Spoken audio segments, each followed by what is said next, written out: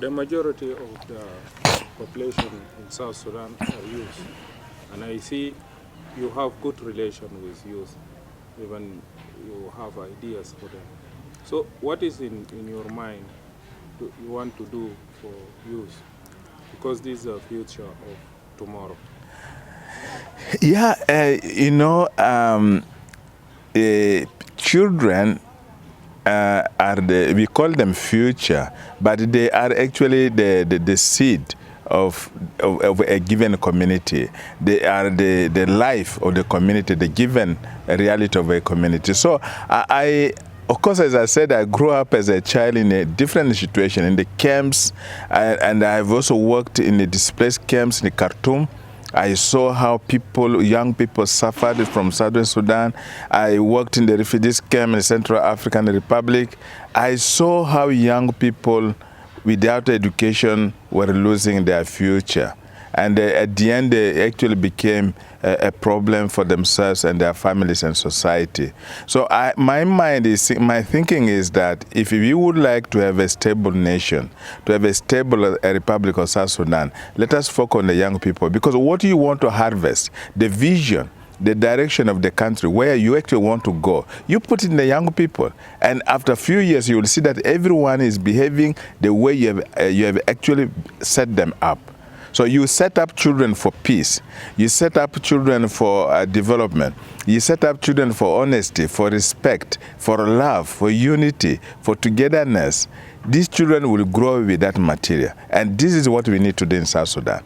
Our schools should be colleges, primary schools, kindergarten of national characters, where we build people who are going to stabilize the Republic of South Sudan.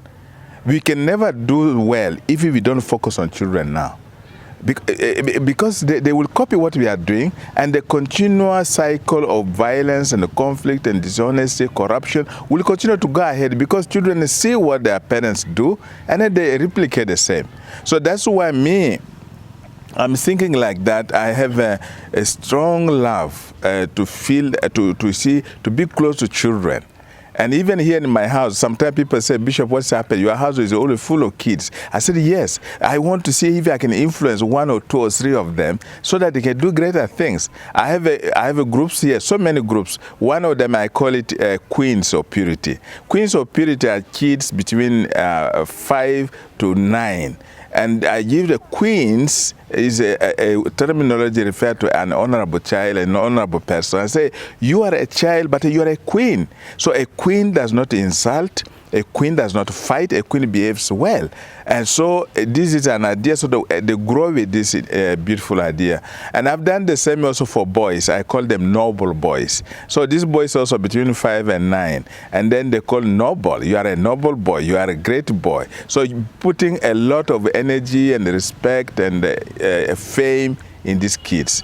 As they grow, we call them now Christ Youth for Peace. We call them Shalom Children for Peace. And we call others at Tagasi, all this group of children and young people. The idea is to build them up to become ambassadors of peace wherever they are, ambassadors of goodwill, ambassadors of development, ambassadors of respect within our country. We put the citizenship in our country. So I love the kids, and I hope and I appeal to every parent.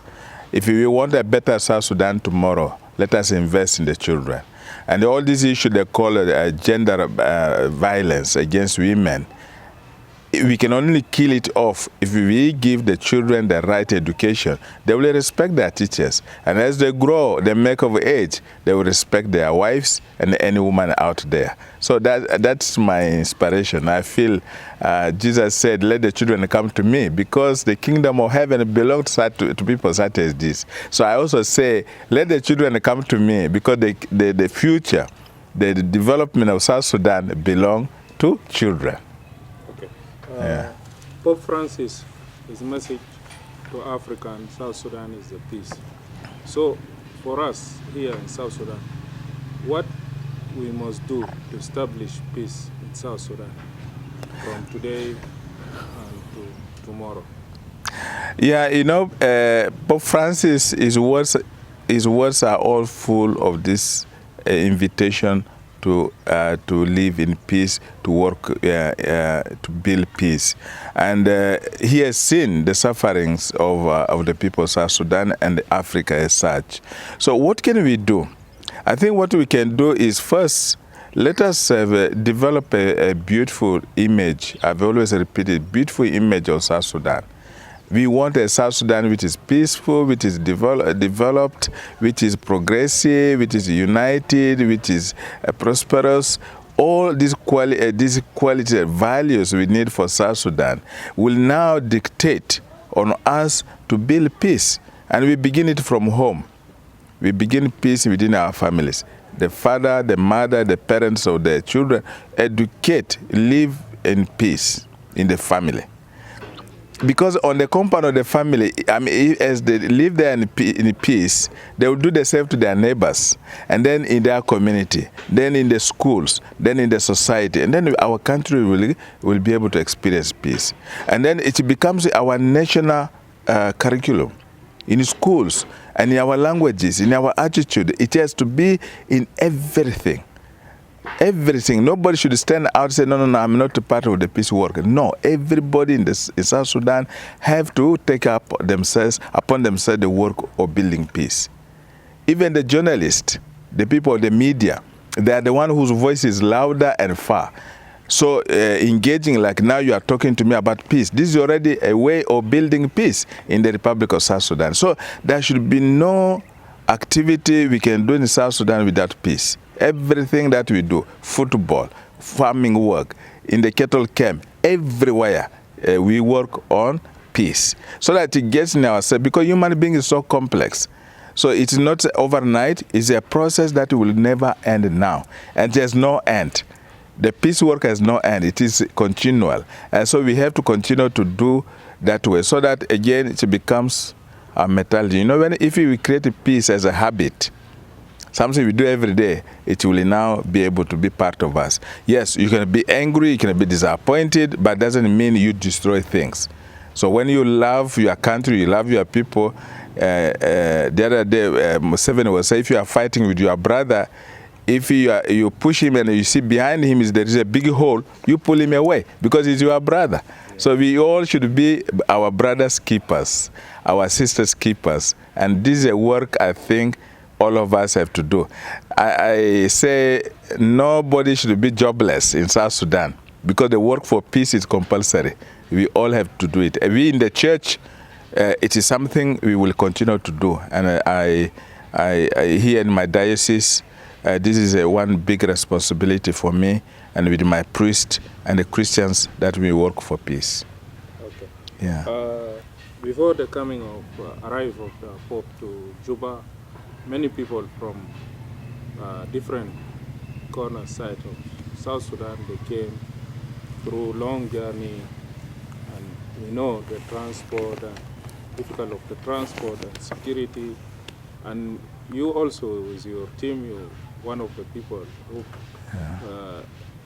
you didn't take plane from Yambio to Juba, but you so describe for us this journey. Yeah. By the way, for me, I thank Pope Francis because near where he has opened our road. Yeah. Pope Francis has opened the road from Yambio to Juba, Juba to Yambio, because I think it was one of the first big movement of people on that road. For a very long time, insecurity and bad road, all this has been part of that road. So I chose to go by road as a pilgrimage of peace. I felt like going on road means I'm touching our ground, walking on our ground. This is a way of building peace. So in the pilgrimage, in fact, we said here, with all my faithful, we are walking down to Juba for peace. And we are going to get this peace through this walking, getting to know our place. There are people we went with who have never been to Juba before. And this was the first time for them to go. And we went here, mixture of everybody. Women, children, men, youth, working class, people who are not working in the class, traditional leaders, different churches. All of us were on the road, and we had 3 groups from Muslims. So everybody from Western Equatorial was part of that journey. And it was so interesting that we didn't feel tired because we were just imagining meeting the Holy Father sooner. And the road was what it was. We went in the dust. From here up to Mundri, God said, no, you cannot go in the dust. Since you are going for peace, he brought us rain in the middle of dry season. For us, we didn't see it as a nature. We saw that God is actually washing. He's washing away our sins. And he is giving us a sign of his peace. And so we went all the way to Juba, and that was great. And we were highly received in Juba by our Christian community in Juba. And we are grateful to the Christian community of St. Kizito and others who came to receive us. Yes, we had a breakdown on the road. Vehicles were breaking, and we were almost at 260 people, at least those who were registered. But there were people who joined us again who were not on our list, who joined our convoy. So this number, yes, we had a breakdown of a vehicle, but we kept on repairing them, and we were going throughout the night. We didn't sleep. We just kept going throughout the night until we arrived in Juba late evening. So it was a good moment. It brought unity again among the people, and the communities we met on the road were able to give us support. They even offered food to us on the road. And this was a good gesture from the people of South Sudan. And in Irokon, one of our cars broke down. The Panyama administrator gave his own car. He said, no, Bishop, your people on that car, I will put them on my own car to take them to Juba. Look at that gesture.